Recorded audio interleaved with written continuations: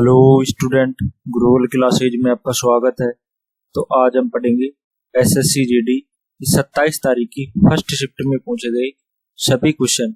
आने वाले दिनों में जिन स्टूडेंटों का एग्जाम है उसके लिए ये वीडियो बहुत ही महत्वपूर्ण होने वाली है। तो चैनल को सब्सक्राइब कीजिए, शेयर कीजिए, लाइक कीजिए। तो चलिए शुरू करते हैं आज का पहला क्वेश्चन। कुंभी नृत्य भारत के किस राज्य का एक प्रसिद्ध लोक नृत्य है? तो कुंभी नृत्य है जो भारत का किस राज्य का सबसे प्रसिद्ध लोक नृत्य है? गोवा राज्य का। ऑप्शन नंबर डी सही हो जाएगा। यह गोवा का एक प्रसिद्ध पारंपरिक लोक नृत्य है जो मुख्य रूप से वहां के कुंभी आदिवासी समुदाय द्वारा किया जाता है। गोवा के अन्य महत्वपूर्ण लोक नृत्य में फंगुड़ी, डालो, देखनी भी शामिल है। इस नृत्य में सांस्कृतिक पहचान का एक क्या बन गया, ये अहम हिस्सा बन गया है। नेक्स्ट क्वेश्चन देखते हैं आगे। राठवानी खेर नृत्य मुख्य रूप से भारत के किस राज्य का लोक नृत्य है? तो राठवानी खेर है जो भारत का किस राज्य का लोक नृत्य है? Option number C Gujarat. तो राठवानी खेर गुजरात राज्य का नृत्य है। यह गुजरात का एक प्रमुख लोक नृत्य है। इसका प्रमुख रूप से होली, रंगों के त्योहार के अवसर पर किया जाता है। यह नृत्य उत्सव के दौरान लगातार 5 दिनों तक चलता है। गुजरात के अन्य प्रसिद्ध नृत्यों में गरबा, डांडिया, रास, बुआई और हुंडो क्या है शामिल है। नेक्स्ट क्वेश्चन देखते हैं आगे। प्रसिद्ध उपन्यास लेडीज ट्रेलर पुस्तक के लेखक कौन है? तो प्रसिद्ध उपन्यास लेडीज ट्रेलर के उपन्यास के लेखक कौन है? प्रिया हलेजा। ऑप्शन नंबर कौन सा सही हो जाएगा? डी। विस्तार से देखते हैं। इस उपन्यास की लेखिका प्रिया हलेजा है और यह उनका पहला उपन्यास है। इसकी कहानी 1947 में भारत पाकिस्तान विभाजन की पृष्ठभूमि पर आधारित है जो शरणार्थियों के संघर्ष को दिखाती है। उपन्यास का प्रमुख पात्र गुरुदेव नाम है। नेक्स्ट क्वेश्चन देखते हैं आगे। अकबर द्वारा फतेहपुर सीकरी में निर्मित पंचमहल की वास्तुकला कला मुख्य रूप से किस शैली में है? तो पंचमहल की वास्तुकला है तो किस शैली में है? ऑप्शन नंबर बी बौद्ध विहार शैली में फतेहपुर सीकरी की पंचमहल की शैली में। फतेहपुर सीकरी में स्थित पंचमहल की वास्तुकला मुख्य रूप से बौद्ध विहार शैली से प्रभावित है। यह पिरामिड नुमा 4 बहुमंजिला इमारत, इसमें कुल 176 नक्काशीदार खंभे मौजूद है। अकबर ने इसका निर्माण अपनी राजधानी इंडो इस्लामिक वास्तुकला मिश्रण के रूप में क्या कराया था? निर्माण इसका करवाया था। Next question. 1969 में 14 निजी बैंकों के राष्ट्रीयकरण से पहले भारत का एकमात्र राष्ट्रीयकृत बैंक कौन सा था? तो कौन सा था? ऑप्शन नंबर बी एसबीआई यानी कि भारतीय स्टेट बैंक। एसबीआई का पुराना नाम क्या था?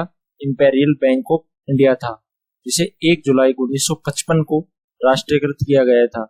1969 में सामूहिक राष्ट्रीयकरण से पहले भारत का एकमात्र सार्वजनिक क्षेत्र का बैंक था। इसका राष्ट्रीयकरण गोरवाला समिति की सिफारिश के आधार पर किया गया था। तो नेक्स्ट क्वेश्चन देखते हैं आगे।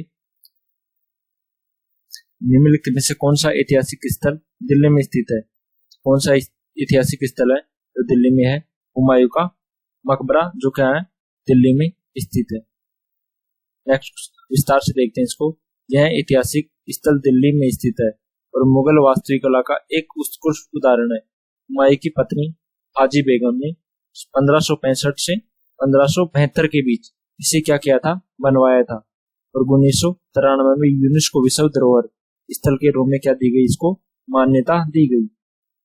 मटर का पौधा किसी पेड़ या अन्य सहारे पर किसके माध्यम से चढ़ता है? तो किसी टेंड्रियल यानी कि परातान के माध्यम से क्या करता है? चढ़ता है। मटर का पौधा किसी भी सहारे या पेड़ पर टेंड्रिल्स के माध्यम से ऊपर चढ़ता है। टेंड्रिल्स के धागे जैसे कोमल संरचना होती है जो सहारे को चारों ओर लपेट लेती है। यह पौधे के विकास और उनके सहारे को विज्ञान की प्रक्रिया का क्या है? एक उदाहरण है। आगे देखते हैं। 297 ईसा पूर्व में चंद्रगुप्त मौर्य के बाद सिंहासन पर कौन बैठा था? तो चंद्रगुप्त मौर्य के बाद में सिंहासन पर कौन बैठा था? बिंदुसार। ऑप्शन नंबर बी सही हो जाएगा। विस्तार से देखते हैं इसको। बिंदुसार 297 ईसा पूर्व में अपने पिता चंद्रगुप्त मौर्य के बाद मौर्य साम्राज्य के सिंहासन पर बैठा था।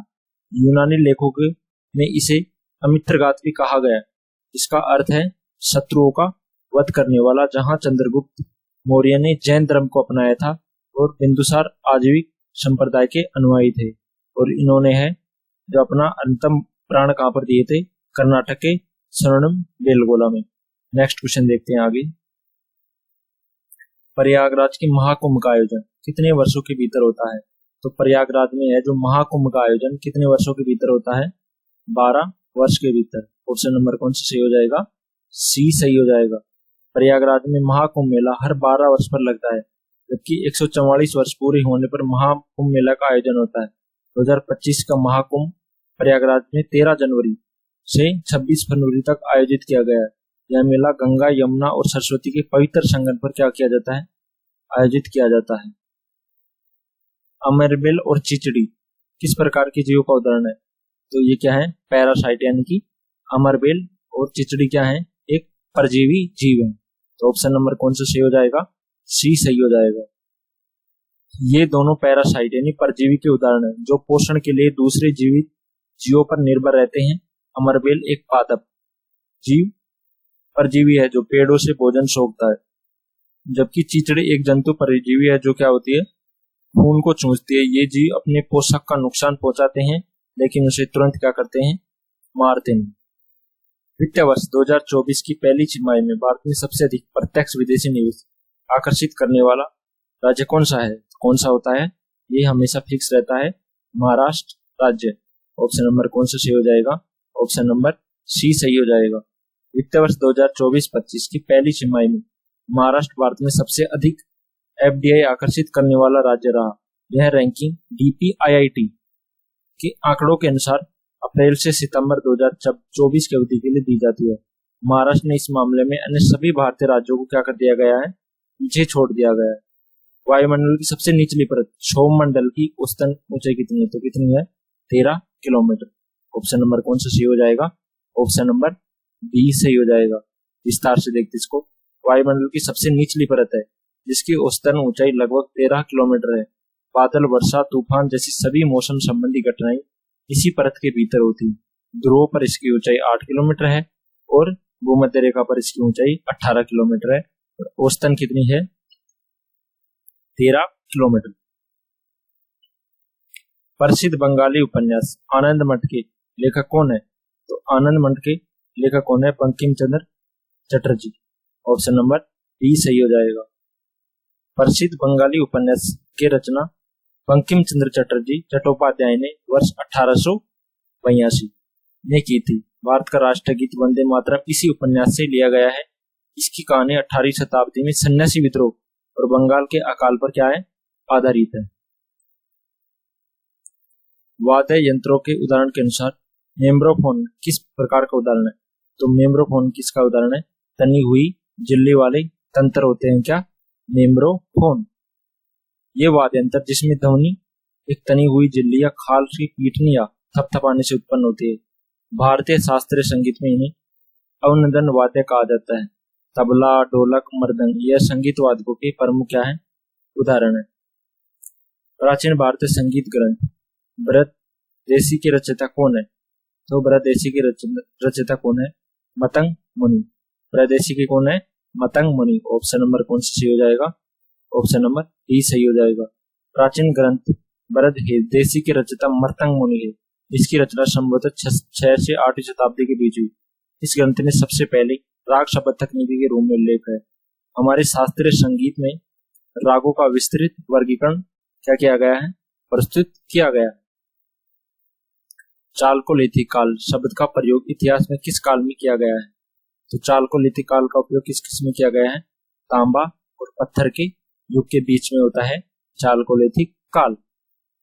इस शब्द का प्रयोग इतिहास में तांबा और पत्थर के युग को दर्शाने के लिए किया जाता है। ताम्रपाषाण युग भी कहा जाता है, जो पत्थरों के साथ साथ तांबे के औजारों का इस्तेमाल भी शुरू करते थे। इसके कारण इसे लगभग 2000 ईसा से 700 ईसा पूर्व के बीच क्या माना जाता है इसे। नेक्स्ट क्वेश्चन देखते हैं आगे। तरल पदार्थ, तरल और गैस द्वारा लगाए जाने वाले घर्षण बल को किस नाम से जाना जाता है? तो इसको किस नाम से जाना जाता है? ऑप्शन नंबर सी ड्रैग बल, घर्षण बल के नाम से इसे जाना जाता है। तरल और गैस के द्वारा किसी गतिशील वस्तु पर लगाए जाने वाले घर्षण बल को ड्रैग बल कहते हैं। इसे वैज्ञानिक भाषा में द्रव घर्षण बल भी कहते हैं। यह बल हमेशा वस्तु की गति की दिशा को विपरीत कार्य करता है और धीमा करने की कोशिश करता है। वह तापमान जिस पर वायुमंडल दाब पर कोई ठोस पिघलकर द्रव अवस्था में बन जाता है उसे क्या कहते हैं? तो द्रव अवस्था में बन जाता है उसे क्या कहते हैं? मेल्टिंग पॉइंट यानी कि गलनांक। ऑप्शन नंबर कौन सा सही हो जाएगा? ऑप्शन नंबर डी सही हो जाएगा।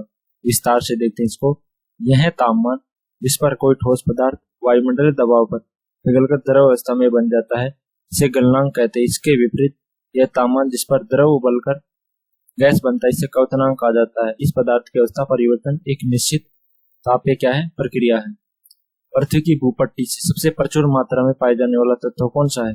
तो पृथ्वी की भूपट्टी पर सबसे प्रचुर मात्रा में पाए जाने वाला तत्व कौन सा है?